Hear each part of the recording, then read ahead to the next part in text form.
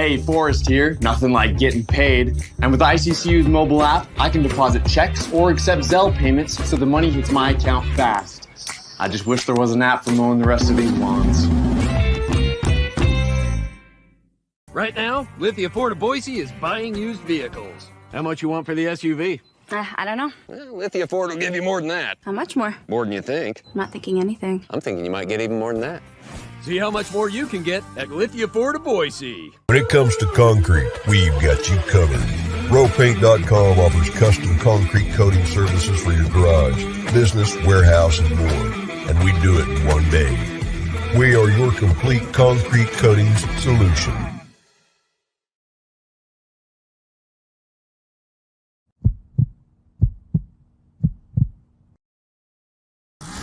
This is Bronco Nation News Live.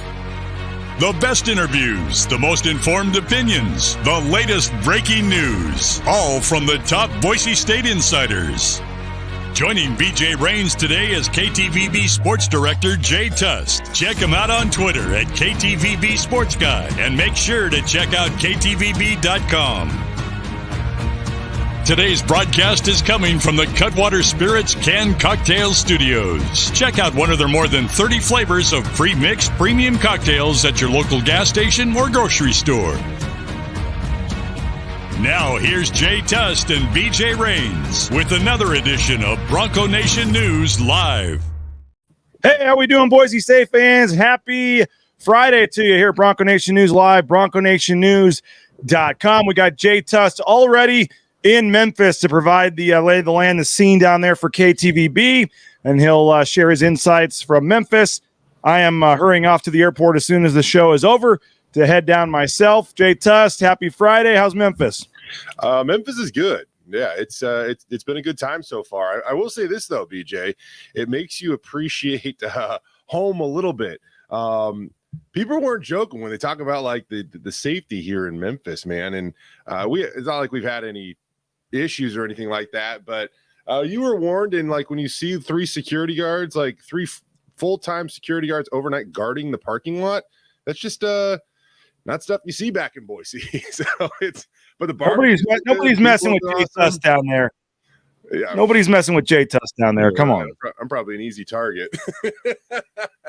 Now, how was the full day of travel going down there the extra day early? Are you recovered yet? How was the trip?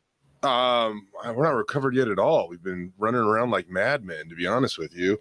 But the trip wasn't bad. It wasn't too bad. We got down here a little bit early so we could compile stuff for the Bronco Roundup game day show, and we got to run around Memphis a little bit. It was a good time. I saw you got to go to Rendezvous Barbecue. You were there interviewing Jeremiah Dickey, the Boise State football team. Kudos to Andy Avalos. They go in the extra day. Usually they just go eat in the ballroom at the hotel every meal. Yeah. They never get to leave and see anything, but it's a legendary spot, Rendezvous Barbecue. And because the team came in the extra day early, not sure who was behind that. Maybe you know, but the team getting a rare chance to go to a legendary barbecue spot in Memphis. Of course, did see one guy on Twitter going, "Oh, not sure if that's a good thing or a bad thing for Saturday." It's 48 hours till kickoff. Let them have a meal. Let them enjoy Memphis a little bit on a Thursday when you arrive. And they got the police escort there. They ate. They went straight to the hotel. It's not like they were all hanging out on Beale Street all night. But pretty cool that they were able to experience some of the famous Rendezvous Barbecue there and get a little taste. My understanding is the police escort also took them right down Beale Street to at least look at it. So at least they're getting a little bit to do last night, and you got to see the world famous Rendezvous as well. Did you get to eat? I did get to eat. It's actually funny, man. We were just kind of trying to find a place for our city tour that we thought would be kind of a good barbecue joint. I'm not like you, man. I'm not from out here. I don't really know the lay of the land super well. And photojournalist John Mark Crum kind of found Rendezvous on I don't know, online or whatever. We're like, let's give this place a try. And so we go down there, we're eating, and they're like, "Oh, you guys are from Boise? Yeah, the team's going to be upstairs in a little bit." And so, you didn't even know they were coming. It was completely serendipitous, and that was kind of a fun little magical thing that happened. And so, we saw Jeremiah. He's always so gracious and just shared a couple words with us or whatever. But he from his time at the University of Houston, knows Memphis really well. The basketball tournament from the American Athletic Conference was held up here, and so he's spent a lot of time in Memphis. Just traditional road games too, for that matter, for the University of Houston. So he knows it really well. He said they used to take the boosters when they'd go on a road trip. They would always go to Charlie Vergos's Rendezvous for ribs, and he obviously had to just take his new school. And it's not even new school; he's been here for a while now. But I think you're the only person in history that called it by its official name. Nobody calls it that anymore. It's just I just know it is. I didn't even know it was Charlie whatever. You just call it Rendezvous. Dude, I like you giving him the full credit. Respect Charlie, man. This guy. It is crazy that you walk in from like an alley and you're like, really? Is this spot where the legendary spot is? And you walk in and it's a massive place with the upstairs, the downstairs. Yeah. You hear about, I'm just saying, man, you hear about Memphis and you're like, oh yeah, go down this back alley. And I'm like, I don't know if this is a great idea or not, but then you go down there, it's awesome. It's beautiful. It's the ribs are amazing and great little atmosphere. The service was unbelievable, but yeah, man, you got to put some respect on Charlie's name. I think you got to say the whole thing. This guy, like back in the 40s, was just a backyard barbecuer, right? Like at family barbecues, he was just really good at what he did. And then all of a sudden his friends talked him into selling his ribs, and lo and behold, he opens up his restaurant, and look at you with the history lesson here. Look at this. I went on a little tour, man. Can't wait to hear that. Can't wait to hear the report on Graceland on tomorrow's pregame show. Right, exactly. Yeah, we actually didn't go Graceland. We feel like Graceland was a little too mainstream, so we kind of dipped somewhere else and just kind of got around. Have you been to the Peabody Hotel? I have, yes. Have you seen the Ducks? The Ducks, yes. That's pretty cool. Yeah, I figured that's where KTVB would put you guys up in the world famous Peabody Hotel. Yeah, right.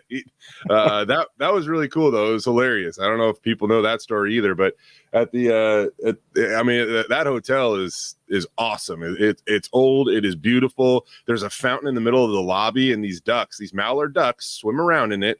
And then there is isn't there a certain time where they have like a walk or whatever or something? Yeah. And another thing, we thought it was in the morning. It turned out that they also do it in the evening, if right around 5 o'clock locally. And so we're over there, and the ducks jump out of the little pond in the fountain in the middle of the lobby, and they walk down this red carpet onto an elevator, and they take the elevator up, and they have a duck palace on the roof. And it's as hilarious as it sounds, by the way. And all these people, there was a 76-year-old man sitting on the floor right in front of me, like crisscross applesauce. And he, I know this because he's like, I never thought that I would be 76 sitting on the floor watching ducks with, hundreds of other people. But here we are at the Peabody Hotel.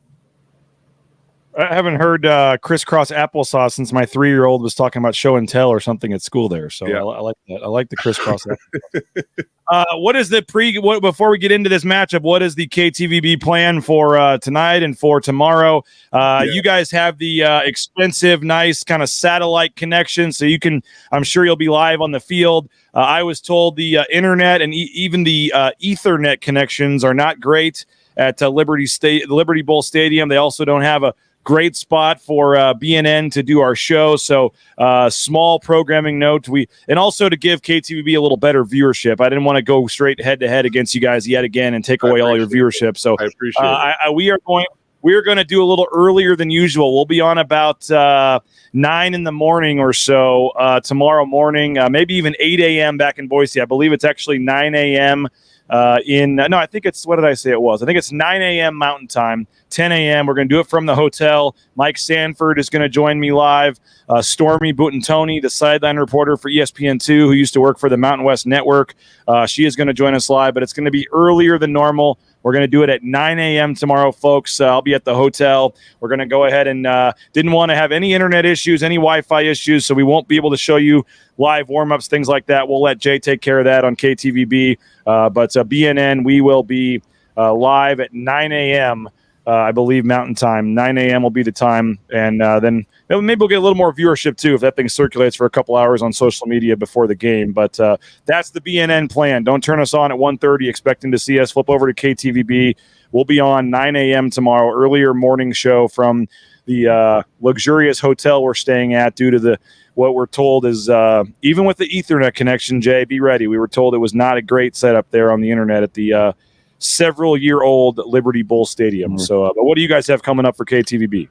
Well, there's this little thing called the Ryder Cup on NBC this weekend. I hear it's not going too well for the U.S. either, by the way. I've been watching a little this morning. Kind of off to a little bit of a rough start there, BJ. But either way, whenever the Ryder Cup's going on, we're not necessarily allowed to air the Bronco Game Day show on Channel 7. So we got a special edition coming tonight. We didn't want to miss this. So look at you. 6 to 7 Mountain Time tonight. We got an hour-long pregame show. And then tomorrow we're gonna fire it up and do a kind of a stream it on our KTVB Plus as well as KTVB.com. So a digital show there, which it's going to be very similar to what you see tonight, but hopefully get you a little closer to kickoff. But yeah, when many years ago, BJ, we preempted the tennis or something, right? Or what was it? Oh, Ryder Cup. Okay. We preempted the Ryder Cup for the Bronco Roundup Game Day show. And while lots of Boise State fans loved it, there were a lot of golf fans that didn't like it. And the Ryder Cup in this case, it wins out. So whatever, we're good with it. We're making do. We're moving the schedule around, and it's all good. Well, again, it's like we're not quite on the level of the $20,000 backpack that has the satellite signal for the Wi-Fi to broadcast yet. We're getting closer. We're not on that level, so we were told it's not great setup for the Wi-Fi and Ethernet there.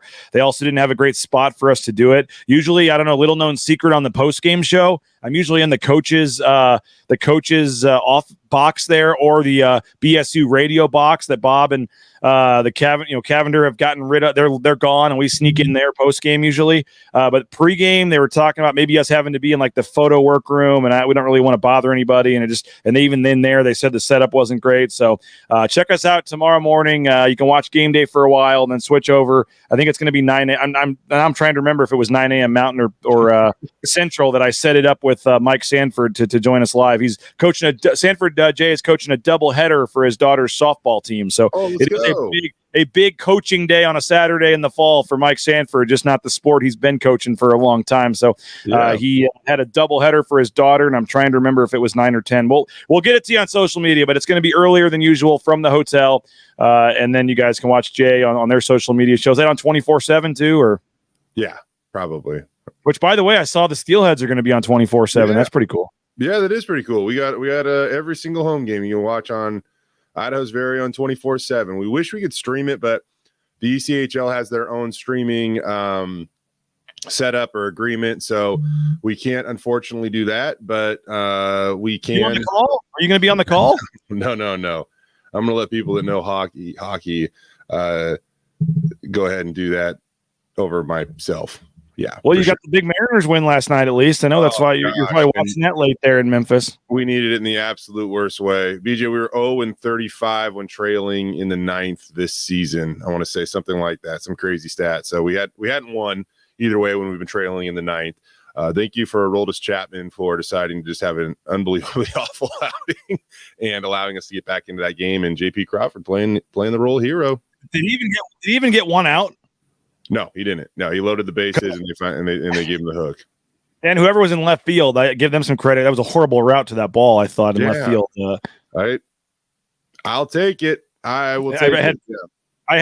It was the Texas Rangers, so I had vibes of Nelson Cruz going back on David Freeze's ball to right field in the World Series there. Hopefully that moment last night leads to something for the Mariners. So I am left.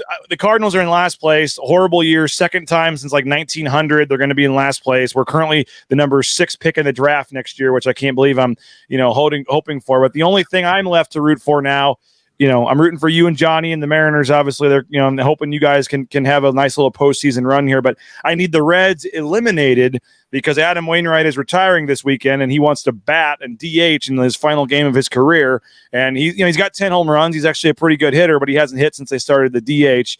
But the Cardinals have said they're only going to let him bat if the Reds are out of the race, so they're not like making a mockery and screwing up the playoff thing. The Reds are like a game and a half back right now, and the Cubs have blown 2 late leads, or they would have already been out of it. So I was rooting for the Reds to be out of it, and then rooting for But then you had some issue last night. Well, I don't know if you saw the Marlins game or not with the Mets, where they had a 3-hour rain delay and they screwed up the field. And Skip Schumacher, the Marlins manager, is out there trying to help pull the tarp off so they can get the game in. And he was yelling and I think got ejected during the rain delay because he was so mad. And so then they got to come back on Monday maybe and finish the game. It was a debacle with the field crew there in Citi Field in New York. So who knows? But nothing better than playoff baseball. Hoping the Mariners can keep it rolling. They had that was it, a 4-game losing streak that really kind of put them in a tough spot earlier this week. But hopefully for you and Johnny and all the Mariner fans out there, they can get it going here this weekend. We would love it if they could. The Rangers have handed it to us all year, though, and we need a little bit of help. So we'll see. See if we can get it done. We've successfully made it halfway through the show and haven't mentioned one thing about this actual game. So let's thank a couple of our quick sponsors, and then we'll get into Boise State at Memphis here in 90 seconds. All Bronco Nation news broadcasts come from the Cutwater Spirits Canned Cocktail Studios. Check out one of their more than 30 flavors of premix premium cocktails at your local gas station or grocery store. Cutwater Spirits, perfect for your next game day tailgate party. Our title sponsor is rowpaint.com. For all your commercial, industrial, residential painting needs, check out rowpaint.com. Don't forget about their concrete coatings. Transform that ugly concrete slab on your back patio in your garage in just one day. Contact rowpaint.com for a free estimate today. The official paint and coatings company of Boise State Athletics, and our title sponsor at Bronco Nation News is rowpaint.com. Idaho Central Credit Union's been helping members achieve financial success for more than 80 years. There's an ICCU branch on almost every corner, but the closest is in your pocket with free eBranch mobile and online banking. See why more than 500,000 members love ICCU and join 1 in 4 Idahoans by making the switch today at ICCU.com. Since 1984, Ridley's Family Markets has prided itself on being a hometown food and drug store that employed value members of the local community. Ridley's Family Markets has 13 locations in the state of Idaho and many more in the surrounding states. Download the new Ridley's app to your smartphone, get savings up to 40% off at the checkout line, and find a location near you at shopridleys.com. Former Bronco Matt Bauscher is once again the number 1 ranked realtor in the Treasure Valley. No home is too big or too small for Matt and his team. Let them fulfill all your real estate needs at BauscherRealEstate.com. Jay, we getting a lot of comments in the chat and stuff. Did you hit up Beale Street last night? You're muted, I think, Jay. Not really. We did kind of swing by there really, really quick during our tour to go by this restaurant this bar called Silky O'Sullivan's. They have goats that drink beer. Yes, that's exactly. Yep. So wow. Just kind of a fun part of the Memphis tour that we went on and put together, and that was it. We kind of looked up the street, super cool. Wish I had more time, to be honest with you, because that was obviously I should have talked to you before we came out here, because like I said, didn't have a great lay of the land. I had never been to Memphis before, and so we were kind of running around figuring out where we should go. Swung by Beale Street really, really quick. Pretty darn cool. If you're a fan coming out here, make sure you save a little time to go over there.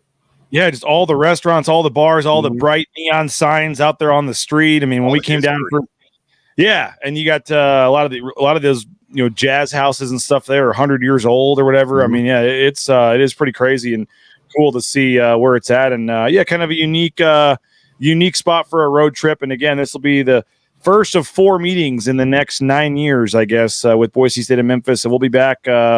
Who knows where you and I will be, Jay, in 7 years from now? But 2029, I believe, we make the return trip, and I will talk to you at 8:30 a.m. the Friday before the game, right here on BNN in 2029. Looking forward to that. But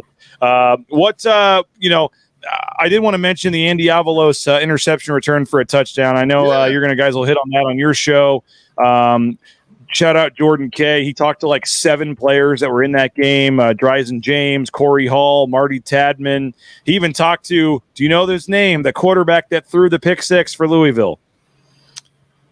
Who was the quarterback for Louisville that threw the pick 6? The funny thing is, I just put that together, and I don't remember. It's been a long day.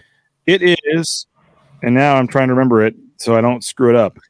But it was the Stefan LaFours. Yeah. Okay, Stefan LaFours was a kind of famous quarterback back in the day. One of those star college quarterbacks that never really did anything in the NFL. But Stefan LaFours And so he was one of the many people that Jordan talked to for the story.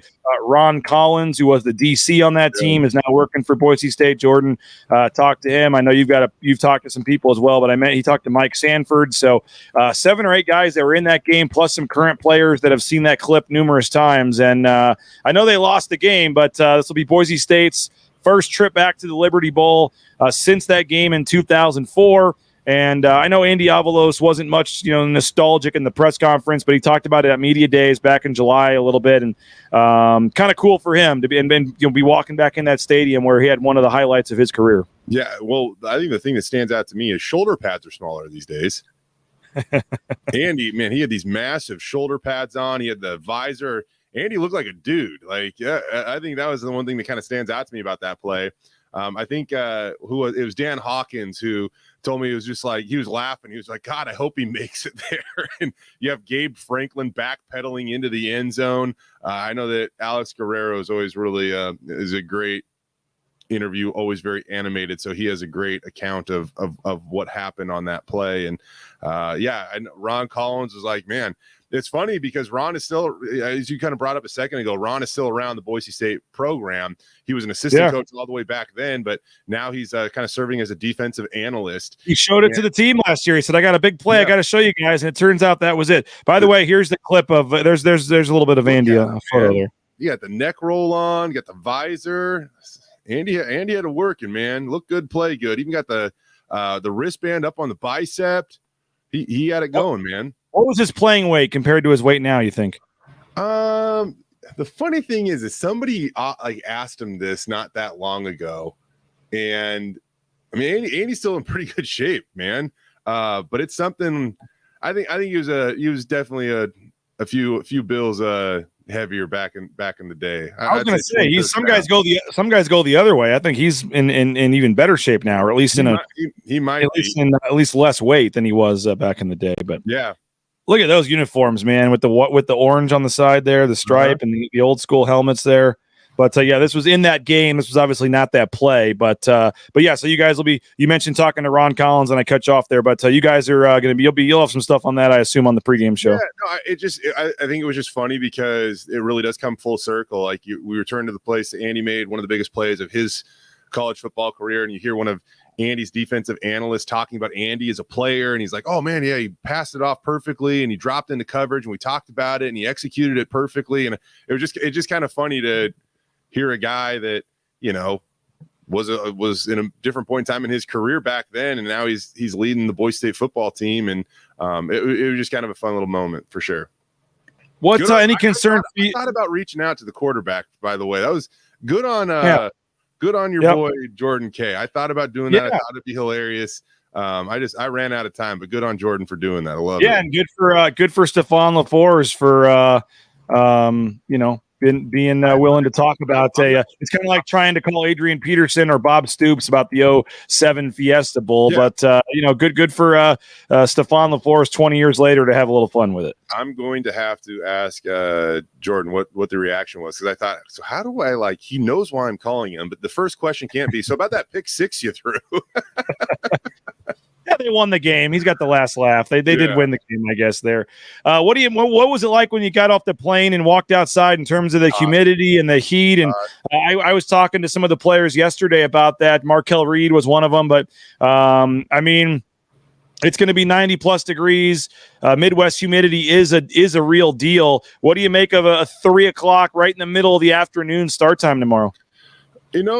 Normally I would say that, I don't know, that's a storyline that always seems to be, a little exaggerated, I guess. But man, we saw Taylon Green not be able to finish a game because of some of the stuff that he was going through when he was back in Boise, and those are much more favorable conditions than what he'll face out here. So, I don't.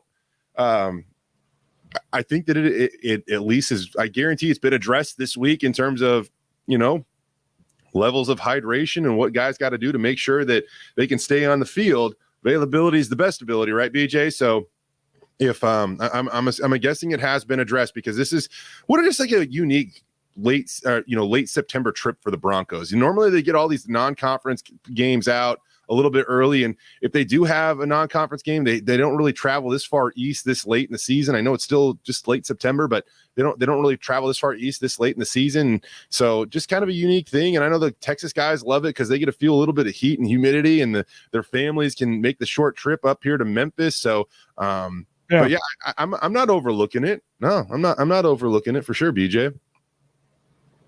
And they had the, Prater was joking about yesterday how he'd lose the 10 pounds, the media standing on the side when they would do those Inferno practices. And I said, I wish they would come do that again. We could drop it. I could use the, should have done it again this week before the game. But, football season starts to catch up with you, but not you, me. That Florida State game, man, a couple of years ago, Florida State was the one cramping on the sidelines, and Boise State surged ahead in the third and fourth quarters. So like you're saying, I mean, it is a real thing, and we'll see. And I thought it was interesting. They were practicing on the grass again this week, Jay. I know they did it last week because the last couple of weeks I thought it was because they were playing San Diego State, but I don't remember. And maybe this is a question for a ton, BJ. Huh? They practice on grass a ton.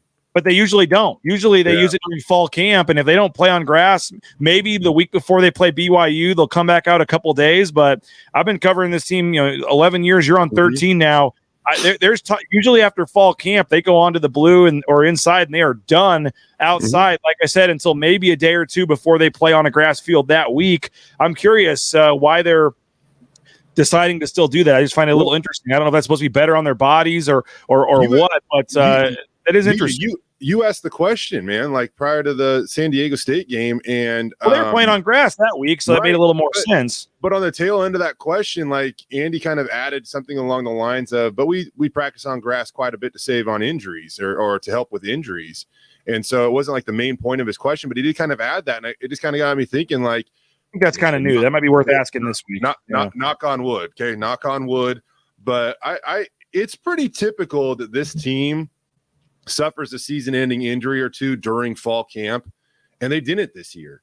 I know they've had guys in and out of the lineup and banged up, but they didn't have that. Didn't happen this year, and so you wonder if it really is a thing where they try to get those guys off the turf on a natural grass, and it is a little bit easier on the joints on their bodies. And I will say this though, we're not too long from the cold season when they move a lot of those practices into the indoor facility. So who knows how much longer they actually will get to practice on the grass field over at DeChevreau.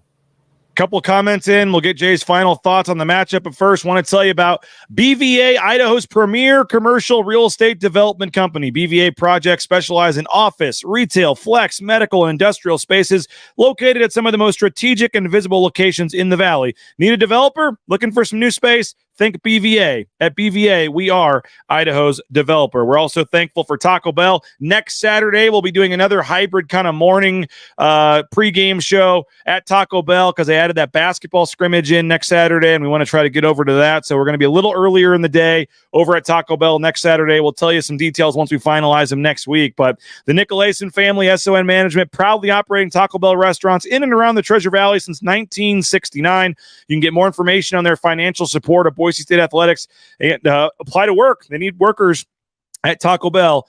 Works.com. Lithia Ford of Boise, the fall kickoff sale. You see Paige Barsh there. Hats off to the volleyball team, Jay. They were down at Air Force, came back and won in 5 sets. Boise State volleyball team now 3-0 in Mountain West play. A nice comeback win for them. The soccer team also won last night, so props to them for winning in Mountain West play. But Lithia Ford of Boise, the official car and truck of Boise State Athletics, are doing a ton of work to support Boise State through NIL deals for Taylon Green, Riley Smith. I mentioned Paige Barsh on the screen there, getting their Ford vehicles. A lot of the coaches and staff, Jeremiah Dickey, I believe, drive Lithia Ford of Boise vehicles. So check them out. The electric F-150 Lightning, the electric Mustang Mach-E, all at Lithia Ford of Boise. Make sure to check out their full inventory of vehicles at lithiafordboise.com. And Jay, I know you were dining last night with Travis Hawks. You saw Travis Hawks, David Gardner and company there at the Blue and Orange store. They were invited and got to hang out and attend the dinner last night at Rendezvous, the Blue and Orange store. If you need Boise State gear, why would you go anywhere else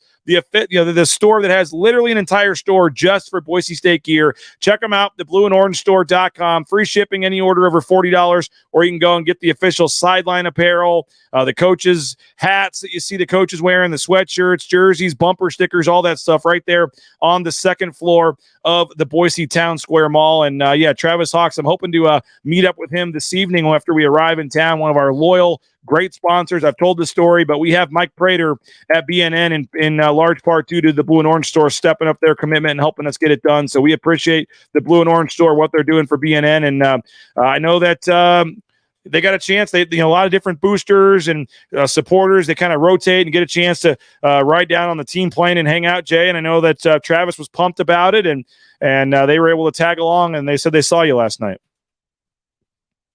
You're muted again, Jay.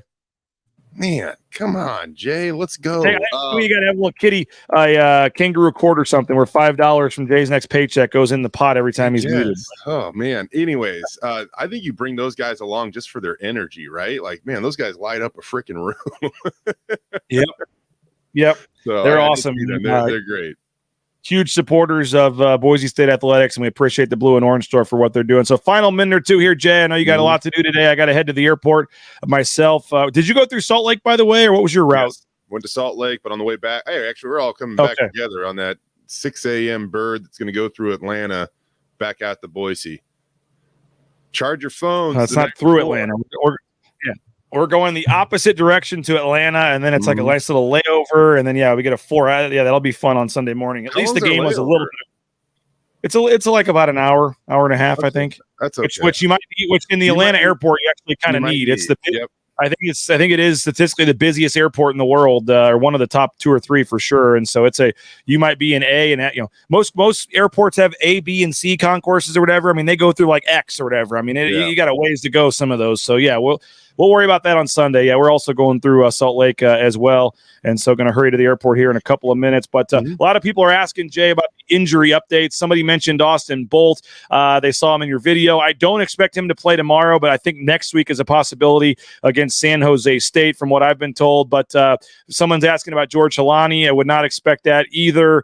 Let's see what I will say. This I think George is getting closer though. So we will see. I don't expect him necessarily tomorrow either, BJ, like you just said, but I think he's getting closer. I think the interesting thing there with some of these injuries, we're not too far from the bye week.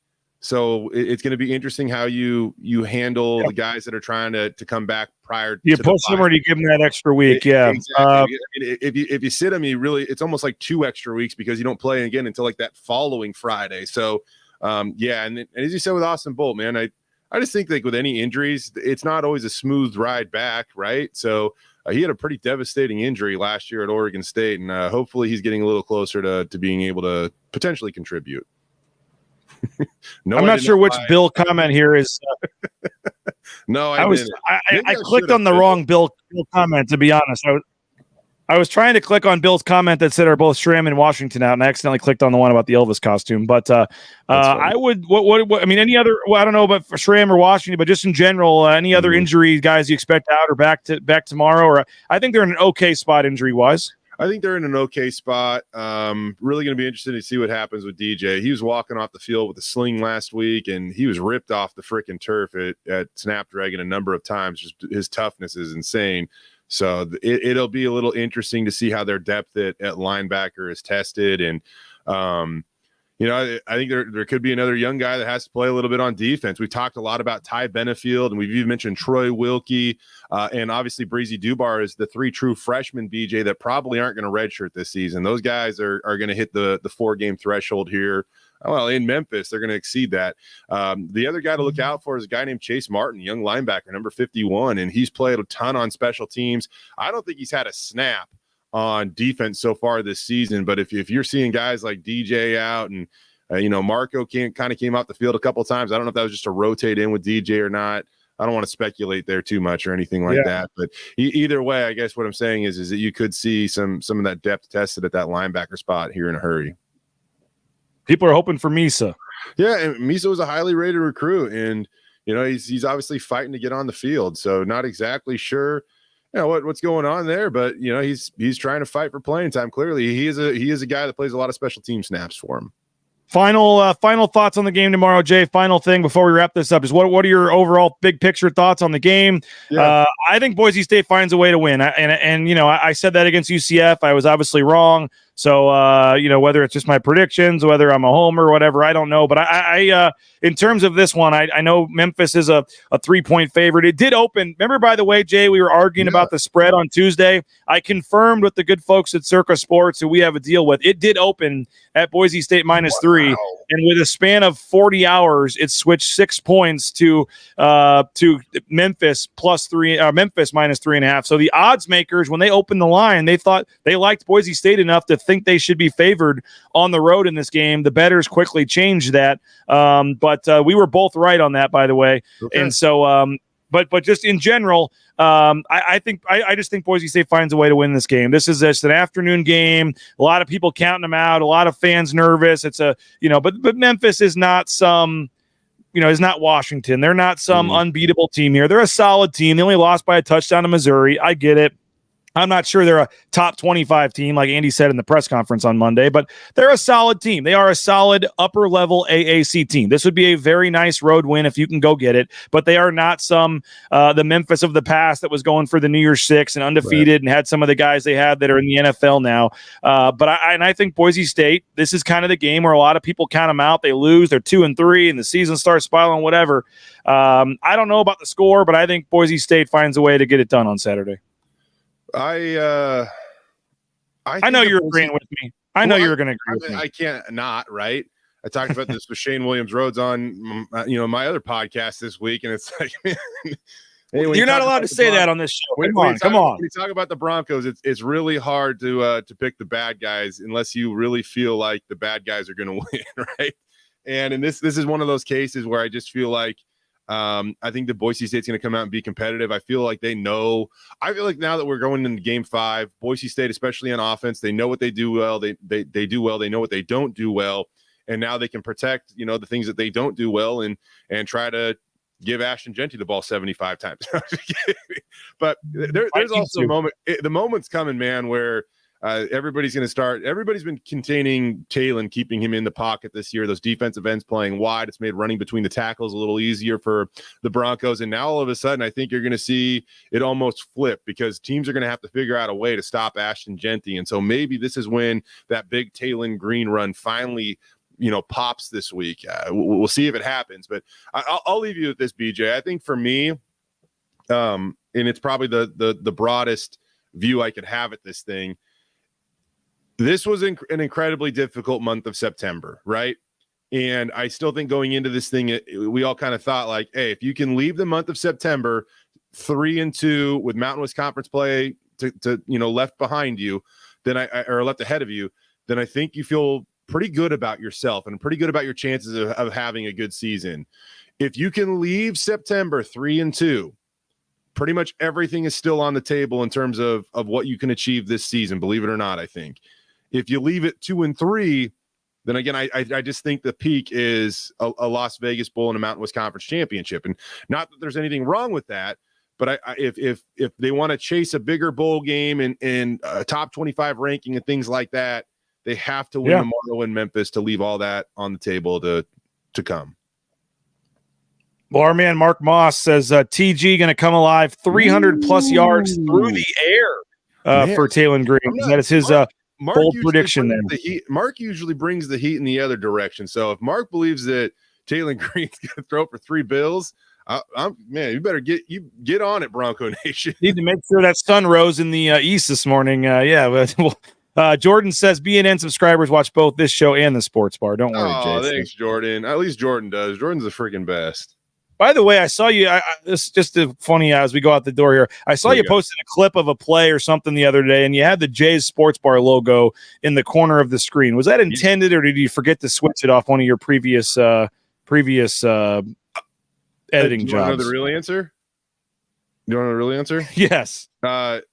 Yes. Shane Woodland, one of our graphic designers at KTVB, he just made a really cool logo, and I just want to continue to make sure that we throw out and branding. There you go. Brand the sports bar. So usually when you're showing a clip of a touchdown, there'd be a KTVB logo in the corner, and I saw the Jay's Sports Bar one, and I said, all right, he either is helping market his podcast a little more now, or he forgot to switch it up after the last editing job. It's not like I'm going to do it, which I would have probably done.